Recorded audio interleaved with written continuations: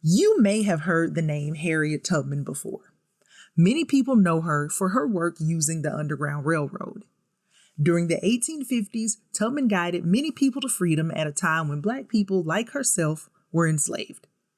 Today, she is one of the most famous heroes in American history. But did you know she was also a spy during the American Civil War?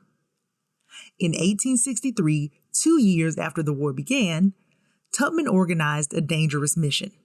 A regiment of Black soldiers dashed behind enemy lines and rescued nearly 800 enslaved people. Without Tubman, they never would have survived. This is the story of Harriet Tubman, the Union spy, and the Combahee River Raid.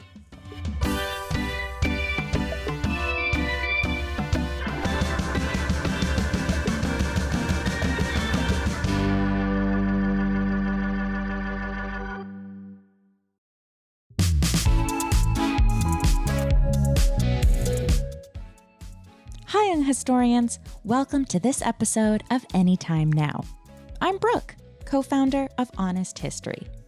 Today, we're going to adventure through the past to learn about someone you've probably heard of before, but I'm guessing you may not know the full story. We'll learn about how sometimes doing the right thing means going against the popular way of doing things, and how one person's actions can make a huge difference in history. Have you ever believed in something so much that you were willing to take an action even though your friends disagreed with you? Imagine how difficult that would be, and then multiply that difficulty by thousands, and you can start to understand how brave the character from this episode was to risk her life to do something she believed was right. Now, most of the time, a group of people will do things a certain way because it benefits everyone. However, sometimes groups of people make mistakes and do things that are plain wrong. Sometimes it takes a brave leader to stand up and do things differently. As you listen to this story, try to imagine the adversity that Harriet Tubman faced as she stood up for what she knew was right. Think about the incredible hardship she must have faced as she set out to accomplish her mission, and learn about the ways she accomplished it. It might just help you figure out a way to accomplish something you know is right, even though other people disagree with you. And even if your role isn't as the leader of a mission, just taking small actions is enough to make a big difference. Now, it's time to head back in time and learn about the inspiring story of Harriet Tubman.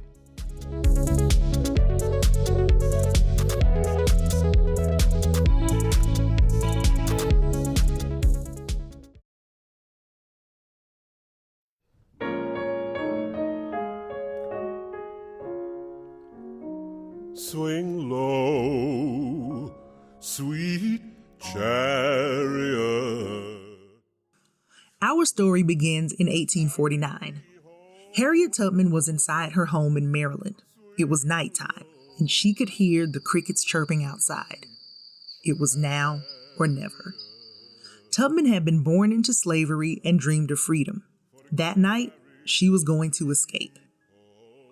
At that moment, Tubman began to walk. Over the coming days, she traveled through thick forests, over rivers and hills. She found people who helped her along the way. During the day, she hid in the woods. At night, she looked up at the stars and used the North Star to guide her. She was heading north to Pennsylvania. In Pennsylvania, she would be free. After traveling 90 miles, she crossed the line that divided the North from the South. She had walked to freedom. When I found I had crossed that line, I looked at my hands to see if I was the same person, Tubman remembered. There was such a glory over everything. The sun came like gold through the trees and over the fields, and I felt like I was in heaven. Tubman thought about her family back home. Her family was enslaved and living on farms in Maryland. She wanted them to be free too. I will make a home in the North and bring them here, she said. It was not long before Tubman returned to Maryland to find her family and guide them to freedom. Rescuing her family was just the first step. Tubman would lead at least 70 enslaved people to freedom with the Underground Railroad. The Underground Railroad was a secret network of people who helped enslaved people escape the South. Each trip, Tubman risked her own freedom, but she was never caught. "And I never lost a passenger," Tubman said.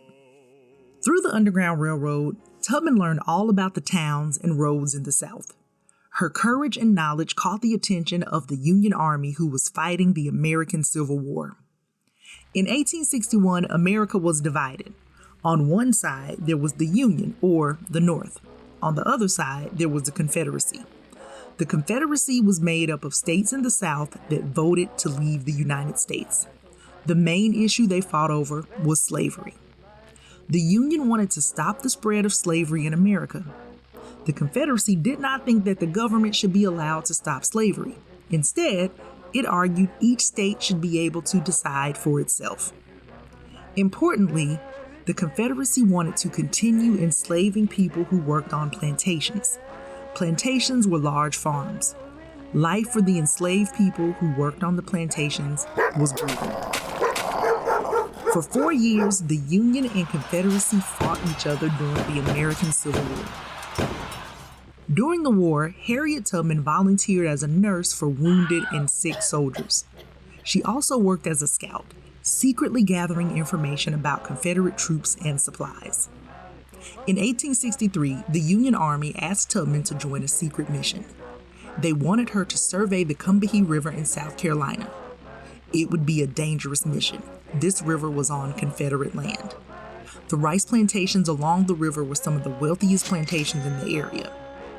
The Union was planning to send gunboats up the river to attack these plantations. There was just one problem. Confederate soldiers had hidden bombs in the river called torpedoes. Tubman's job was to find out where they hid these torpedoes. Tubman agreed to help and found 9 other scouts to gather information about the river.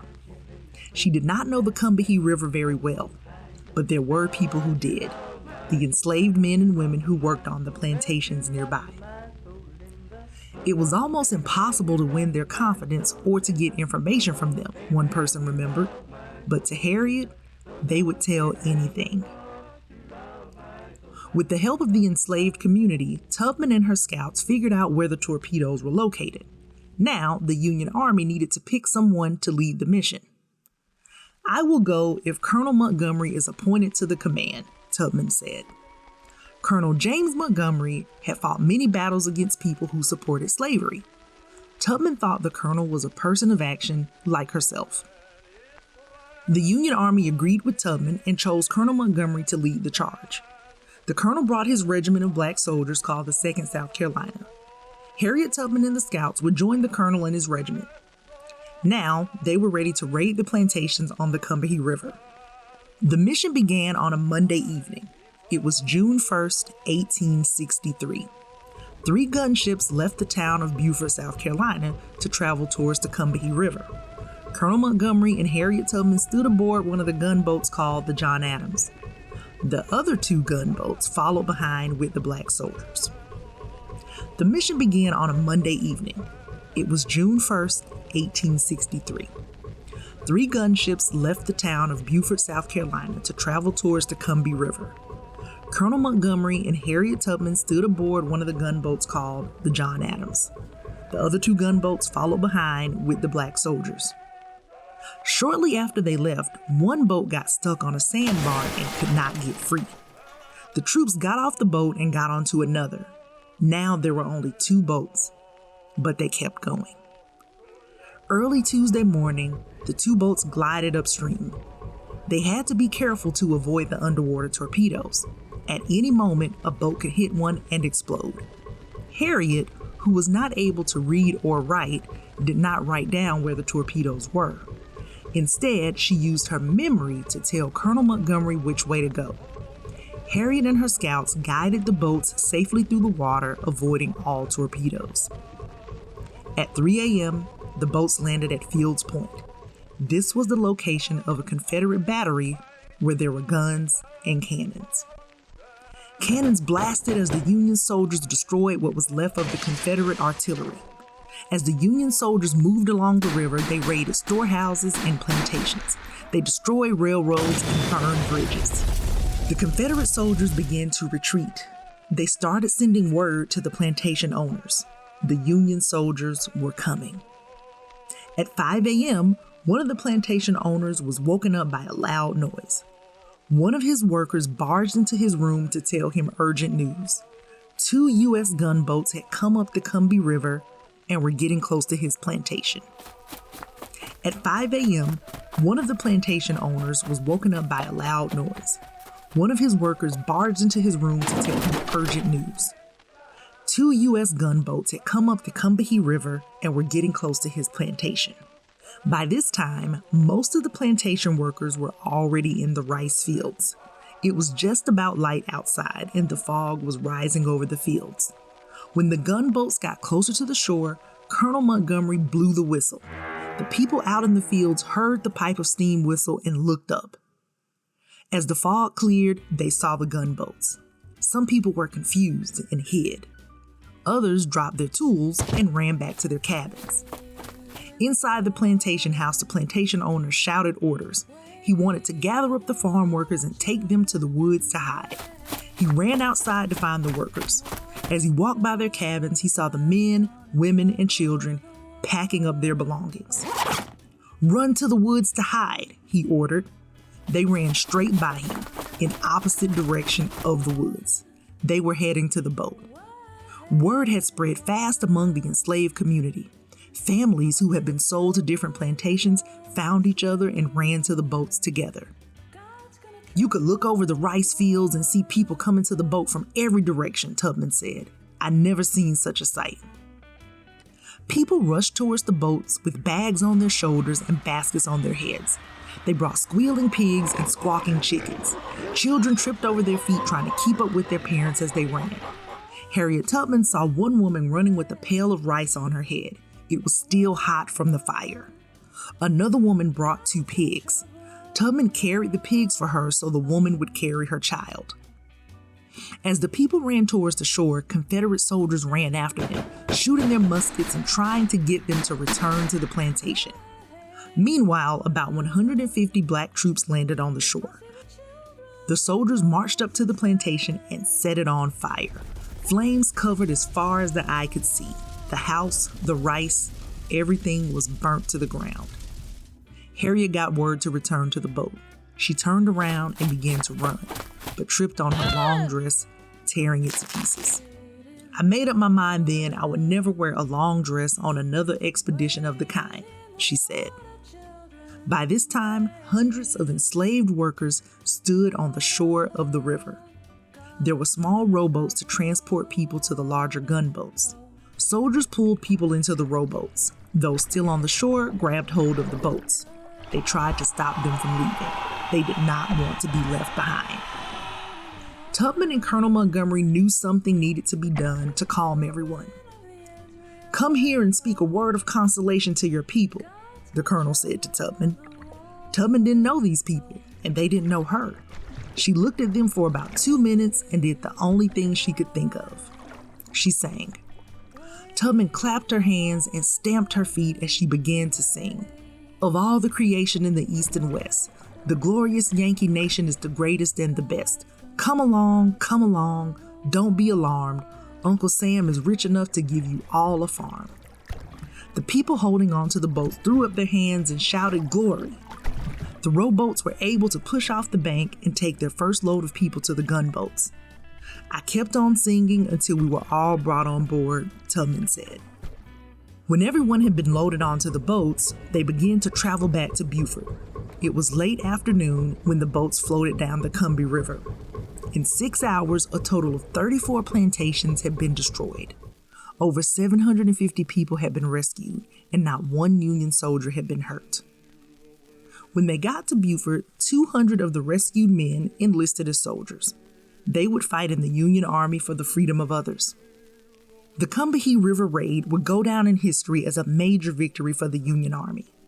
With Harriet Tubman guiding the way, the gunboats made it to the rice plantations to meet the people standing on the shore. Harriet Tubman, the Union spy, led these people to freedom.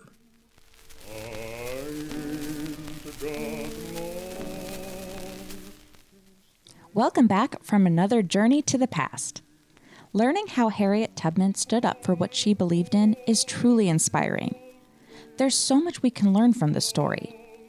Many of you have probably heard of the Underground Railroad before, but learning about the other parts of Harriet Tubman's life as a spy is just as important. It also shows that, although we may think we know a lot about history already, there's always so much more to learn. Think about other characters you admire from history and go out and do some more research. I bet you'll discover something new that will make you think a bit differently about that person and help you understand their journey that much more. That's all for now, but there is plenty of honest history available if you are looking for more adventure. You can read all about Harriet Tubman in issue 6 of our magazine, A Secret Mission. You can also learn about other spies from history and discover spy gadgets and even make your own invisible ink. See you on our next adventure. This episode was hosted by Mia Jackson and written by Heidi Coburn. Production was led by Randall Lawrence. To learn more about this episode, including more about the host, visit us at honesthistorymag.com and follow along for updates on social media at Honest History.